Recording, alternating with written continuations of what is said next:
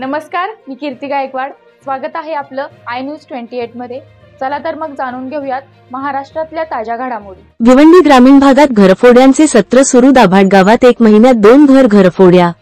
भिवंडी तालुक्यातील ग्रामीण भागात भर दिवसा घरफोड्याचे प्रमाण मोठ्या प्रमाणात वाढले असून नागरिकांमध्ये खूप मोठी भीती निर्माण झाली आहे। तसेच पोलीस प्रशासनावर सुद्धा नागरिकांचा संताप दिसून येत आहे।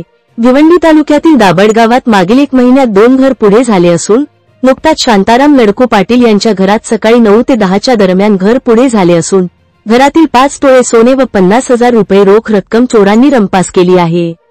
याबाबत पडदा पोलीस स्टेशनमध्ये तक्रार नोंदवण्यात आली असून अधिक तपास पडघा पोलीस करत आहेत। गेल्या अनेक दिवसांपासून Bhiwandi taluka police station, Ganeshpuri police station तसेच वडगाव पोलीस स्टेशनच्या हद्दीत खूप मोठ्या प्रमाणात घरफोड्याचे प्रमाण वाढलं असून नागरिकांमध्ये भीतीचे वातावरण निर्माण झाले आहे। याबाबत नागरिकांनी पोलीस प्रशासनावर संताप व्यक्त केला आहे। इंडिया न्यूजसाठी भिवंडीहून मुख्य प्रतिनिधी शिवाजी राऊतची रिपोर्ट।